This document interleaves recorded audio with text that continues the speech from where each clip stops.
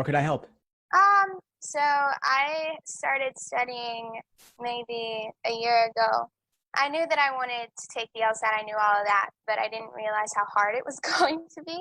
Um, so when I started studying and taking like prep tests, I had a professor recommend Kaplan. So that's what I got. And it's not the best for me, I don't think. I think it's because it's not as interactive as I need it to be. So I just need to come up with the best way to use those resources to my advantage without it being a complete waste of my time. Sure, sure. I hear what you're saying. So you've got access to the Kaplan course, you have the Mm-hmm. resources from them, but at the same time, you're concerned it's not the best for you.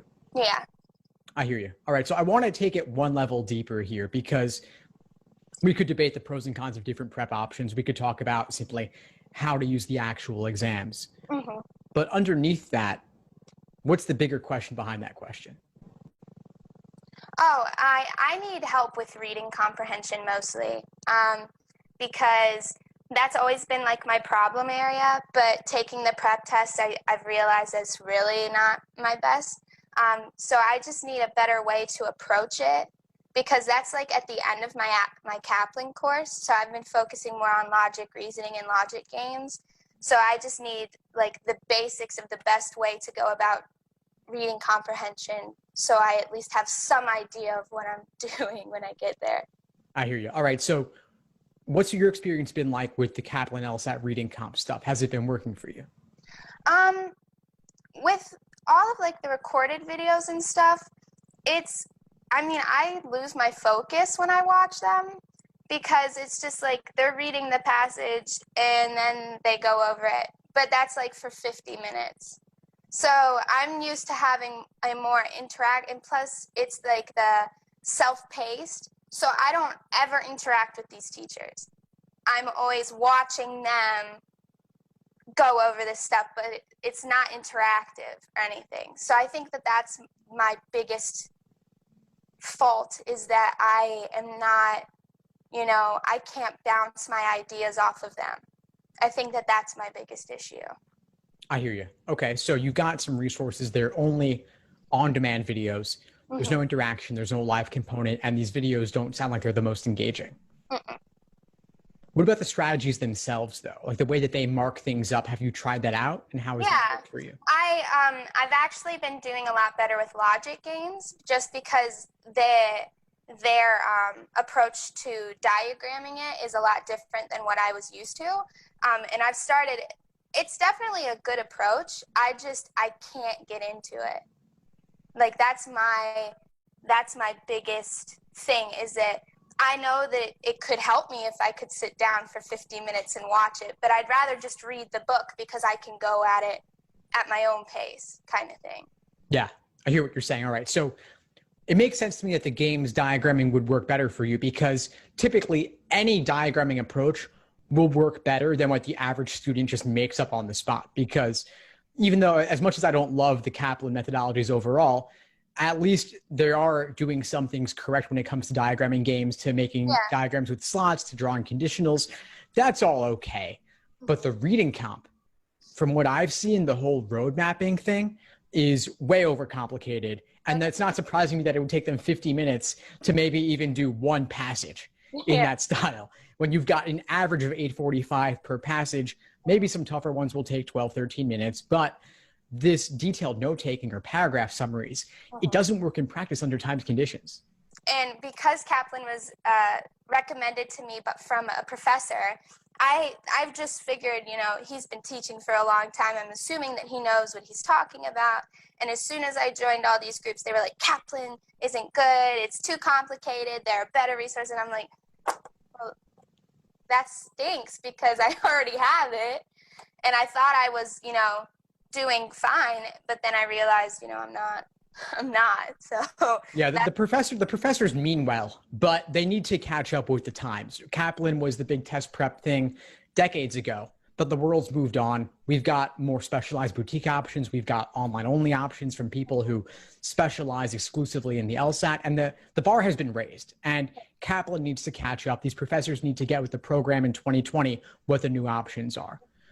Now, I've even been vocal about Kaplan myself in the LSAT Unplugged Facebook group, which I think I saw you join. Mm-hmm. And that group, I don't normally criticize other prep options because it's not the most distinguished thing to do and because some of them are actually pretty good. But the Kaplan one is the one I make the exception for because they've gotten bad results for my students for so long. Right. So if you want to use them for games, if you want to use the prep test they gave you, that's fine. Prep tests are prep tests, doesn't matter where you get them.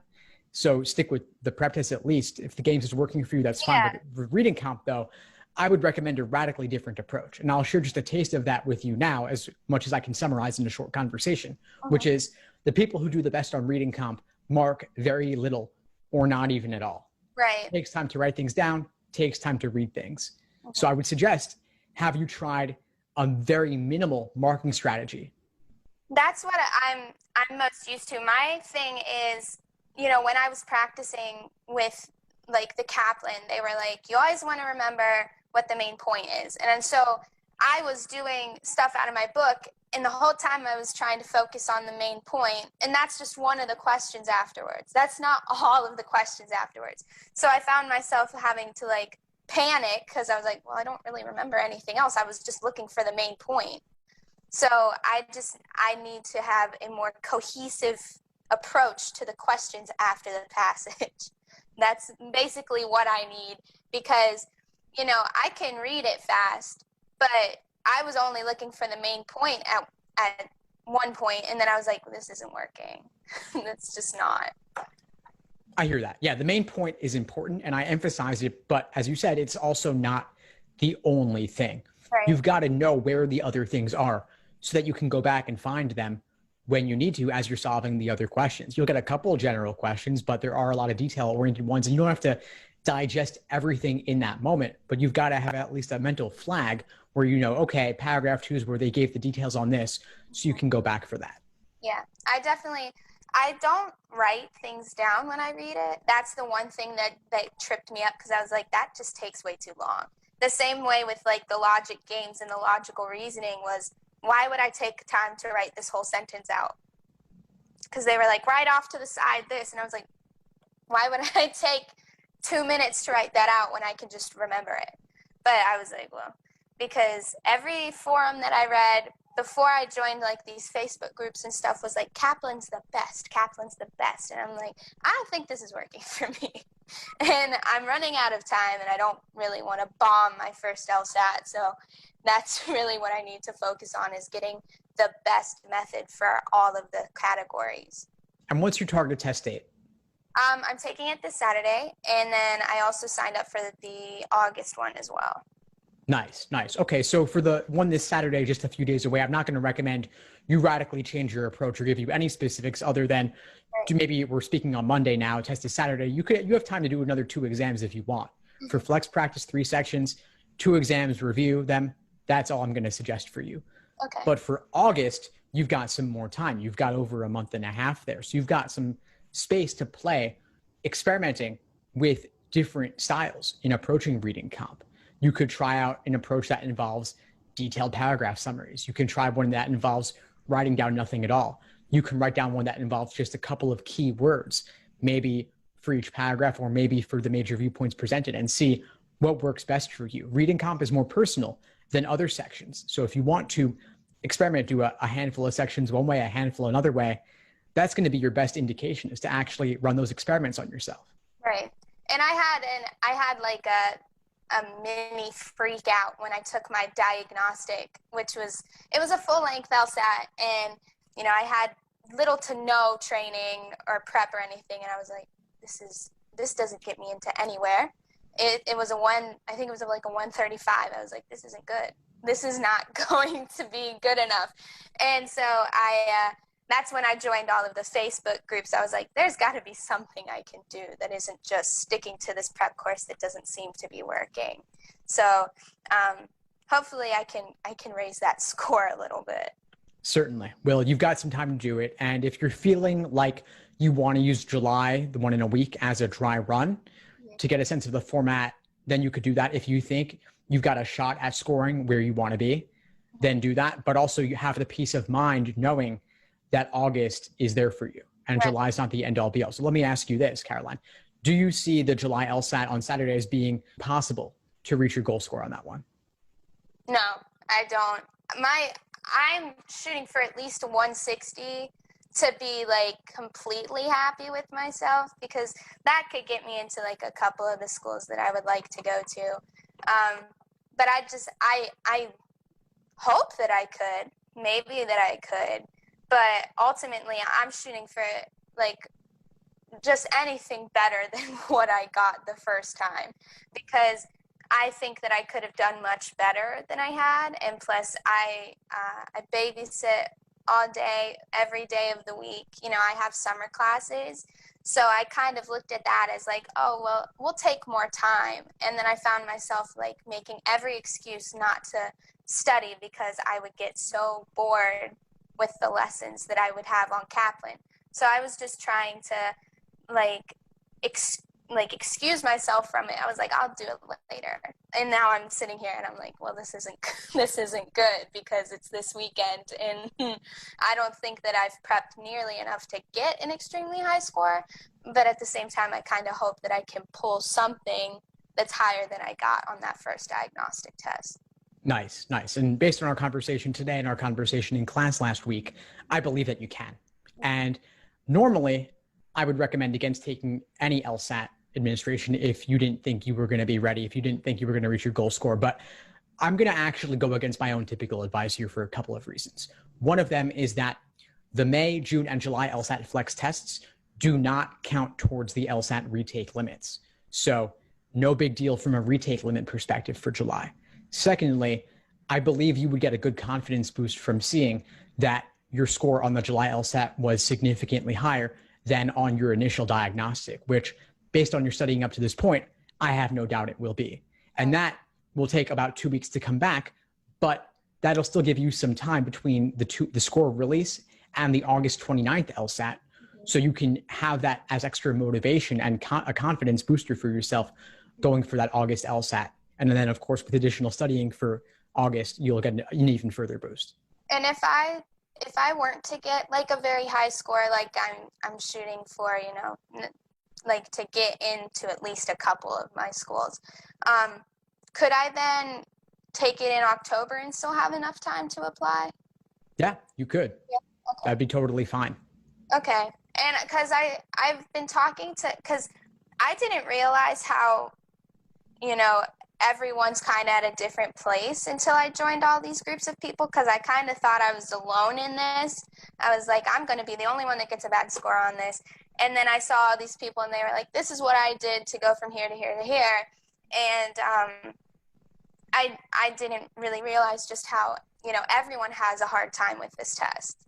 And that was kind of like a soothing kind of thing, because I was like, okay, I'm not the only one having a horrible time with this, because it's not easy, but I thought it was easier for everyone else because, you know, but with my major at my school being so small, you know, there's a handful of people and a lot of them aren't even taking it this year. So I was nervous that I was the only one that felt that way. And then like I got on your Zoom the other day and I was like, okay, it's okay. Everyone has a hard time with this. So I think the confidence boost is really what I could use right now. Exactly. And you'll get it from July's LSAT, and you'll also get it from this community that you've joined to see that you're not going through it alone. Even if you're one of a few at your school doing this, out there in the wider world of the internet and Zoom calls and Facebook groups, you can see that there are thousands of other people going through this exact same process, and it's hard. And there are some forums where people only post when they're doing well, but at least in my Facebook group on LSAT Unplugged, we post about the hardships as well. And I call those out because it is difficult. It's hard when you feel like you're the only one going through it, but in reality, most people do struggle. Yeah. And because I talked to one of my fellow students at school, and she was like, I scored a 170 on my first try. And I was like, how is that? How did you do that? How is that possible? And she wouldn't like share with me how she got it. So I was like, well, she was literally the only one from my school that took it that time.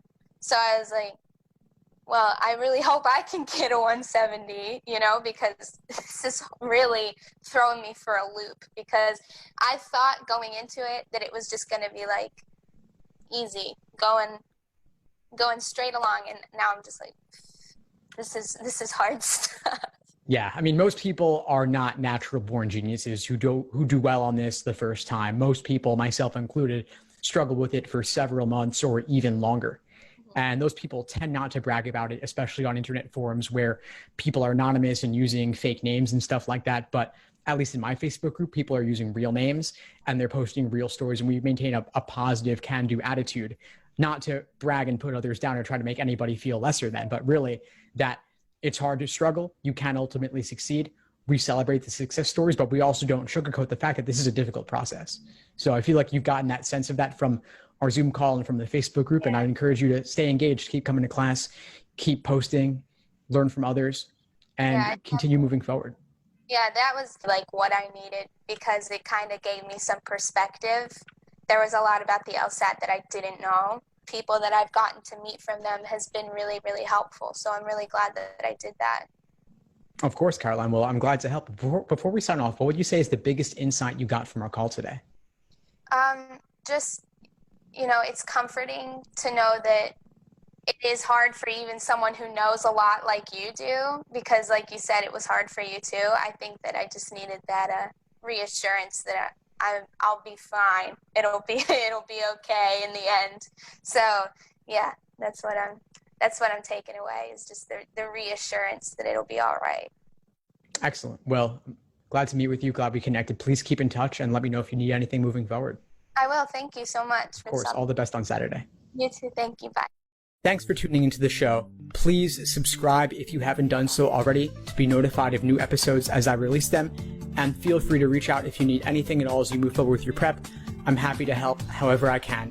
In the meantime, I'll wish you all the best and take care.